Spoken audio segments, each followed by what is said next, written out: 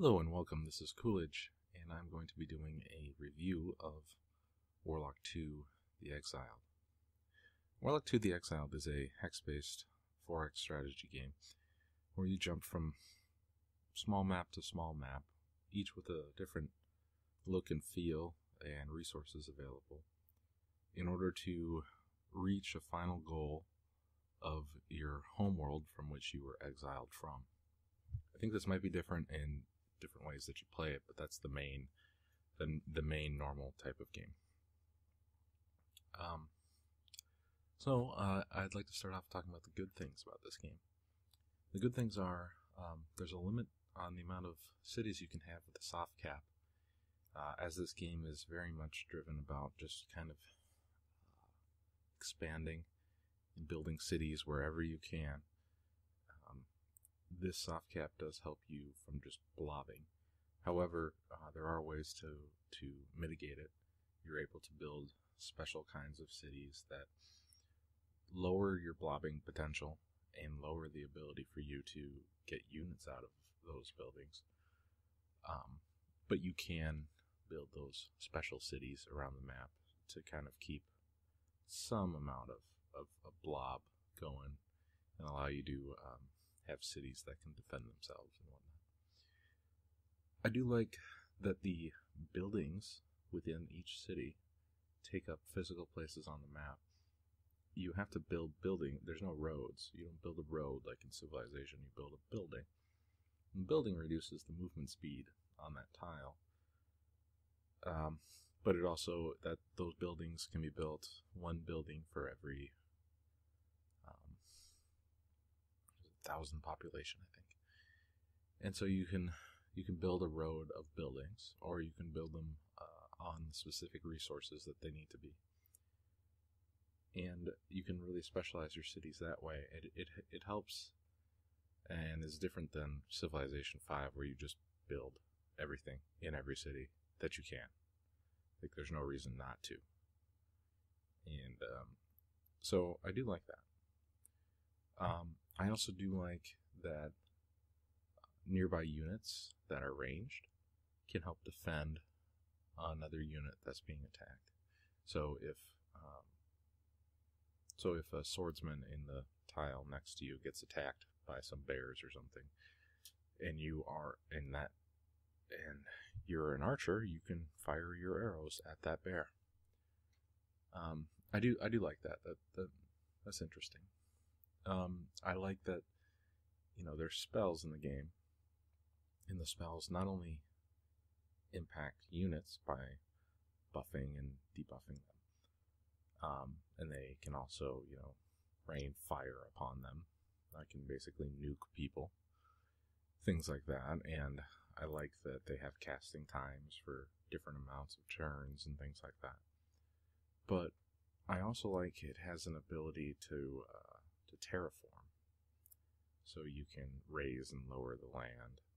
You can fertilize the land. You can make the land barren or cold or whatever you want. And I also do like that it's got a fun feel to it. It's got shout-outs to Monty Python in, I think, several places. And it's very silly in that regard, and I do like that. So now I think we shall talk about the bad things. To start, I'd like to talk about some bugs. One is a very frustrating bug that is an inability to move one hex at times. Your units will move 2 hexes or 10 hexes, but they won't move the 1 hex. And you have to restart the game in order to get them to move if you are insistent on that. Sometimes this mysteriously fixes itself and then mysteriously comes back. I don't know, but it's quite annoying. There's a main action button that's always telling you next action, and it rarely ends with the centered unit that it selects. So it says unit needs orders, and then it selects one. It doesn't center on that unit. In fact, most of the time it ends up like very far away from that unit. It does go to the correct plane of existence that they're on. As we talked before, these are all different small maps that you transport between. But you don't know what unit it's selected when it's there. This is especially frustrating when it's, enemy at the gates, which means that you're able to use the city to defend itself against something. And the reason why you would see that a lot is because of something we'll get into later, but you'll end up not knowing which one you've selected to shoot, and so you're on the other end of the map, and you're trying to hit something, and you click it 20 times, and then you just get mad about it. After about 100 turns, I could see the whole map. I don't think that I researched, satellites or spies or something. I don't understand it. I could see everything. I could see things. And I would still get items that I could put in my hero units that would, increase their sight range. Why? And they were like level 4. So I feel like that's a bug. I was unable to ever do the so-called Unity spell. I forgot to say one other thing that I liked. I like their tech tree because it's,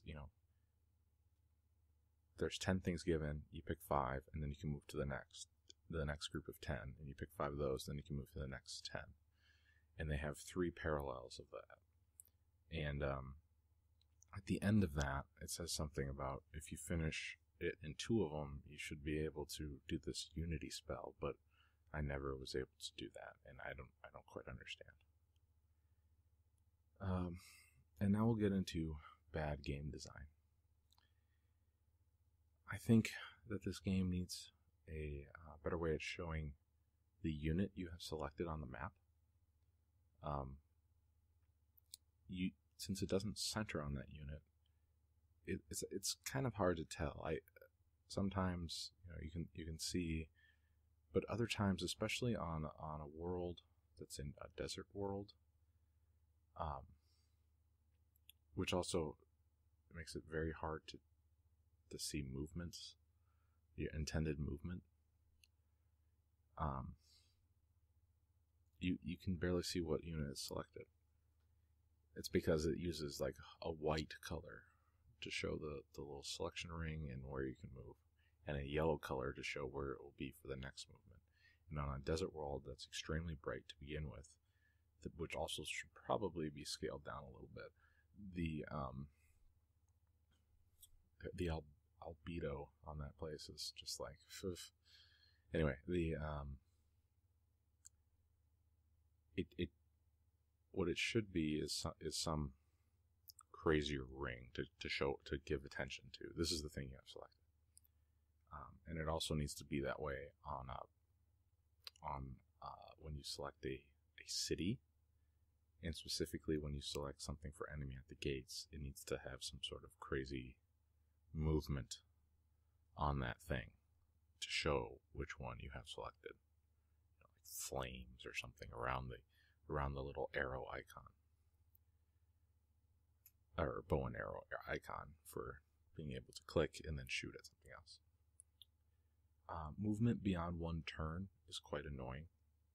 What I mean by this is I move for 1 turn, I click end turn, and then it starts moving for the next turn immediately.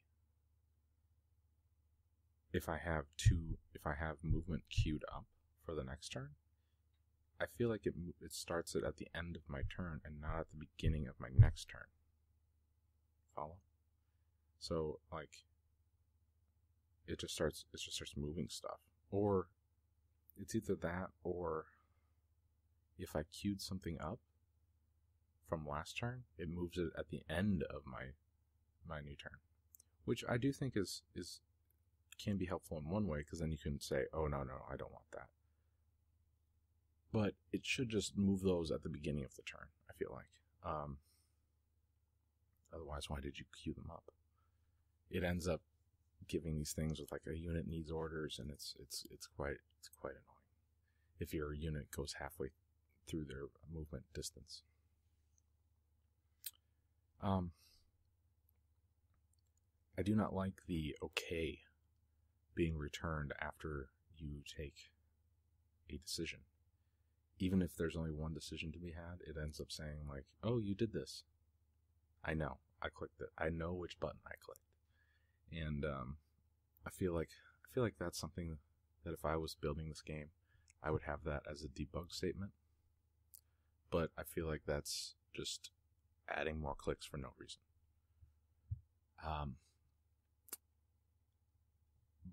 But I feel like the biggest problem that this game has is towards the end, and how the game starts throwing curveballs at you, is there's a bunch of events that have some mean time to happen, and they increase in regular frequency towards the end of the game, where just a bunch of crap ends up spawning all around the map, like a bunch of dragons or something, and you have to clear out their nests, or they end up just keep on spawning more and more units out of them. And that's fine to happen once in a while, but I was having that happen like every turn towards the end of the game, because I was moving so quickly to try to get to the end. And so maybe it was just a trigger that made it happen. But even if I didn't do that, the reason why it's annoying is it's not trying to stop me. It's not trying to stop the armored column that's going through the heart of trying to get to the end of the game. What it ends up doing is it's trying to harass all of the stuff in your back end of all the different towns that you have, and it just spawns things randomly all over the place, places that you haven't been to. And the way that you deal with it is that little action button that tells you things that you can do now lights up, and it says enemy at the gates, and you click it, and as reported earlier, it goes to some place that's not actually where it is, and then you try to click the thing that's near where you're at, and it's not that one, and you end up like clicking around and around, and you click. Sometimes when you click, because the left click itself is for selection of everything, as well as movement, as well as the button to shoot things, and right click is deselection and information. You end up, if you have a unit in a town which can also attack, there's 3 different things there, and you might select one or the other, and you don't know which, like I don't know, sometimes I'm trying to select the town to click the town to fire at something else, and I end up clicking on the town itself, and then it goes to the town build screen, and it's like, that's not what I fucking want. And it's annoying to have to deal with. What also is annoying is it's like, enemy at the gates. I only feel like if there's 2 enemies at the gate that I have any decision to make. Otherwise, shoot the fucking thing. I don't care. I really don't care. But instead, I have to sit there and go through, my 30 different towns and shoot everything. Because there's no way to get to the end turn other than pressing enter. But then I don't want to see any of these enemy at the gate things. I don't really give a shit. I only care about the units that are towards my spearhead that are getting towards the end of the game. This is just put there to annoy me. It's not there to put any sort of increase of difficulty. What needs to happen is the difficulty level needs to increase towards the end of the game. Frankly, because of the other bug with the being able to see everything, like that lowers the difficulty. The difficulty at the normal level, I shouldn't have done that. I should have done extremely hard. I haven't played it, and I bet it is probably a bit more fun. But at the same time, I feel like what will happen is that it'll just, like, the way that they crank up the difficulty, I'm sure, is to just cause these things, meantime, to happen to be smaller.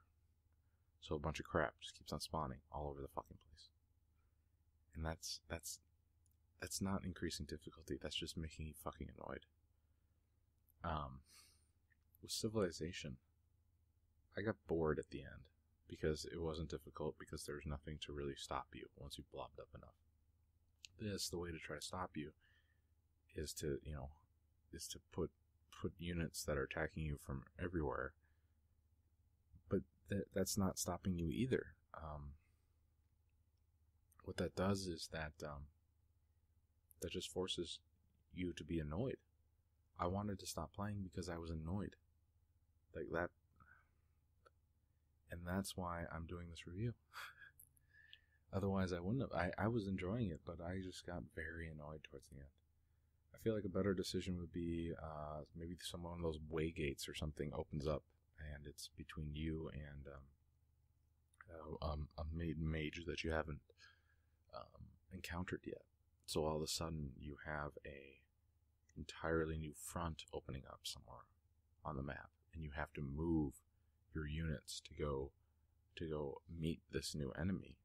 This is different than just having a bunch of random crap throughout the entirety of everywhere you know. So you have like 100 units like randomly throughout, and you have to leave a bunch of crap everywhere to defend your home. That's not something that you would normally do. What you would, to make it actually harder, is that kind of shit should rarely happen. It's hard enough to move units like all the way across. You end up having to go through portal from world A to B to C to D to E to F, and you finally want to get to well, that's probably about it. But so you want to get from A to F, and so you have to move your units repeatedly. And you finally get there, and let's say then that causes some event, like because you're almost at the gate. Then one of the other main AI mages, perhaps whoever is the strongest of those, gets an event themselves that, hey, this guy's about to win.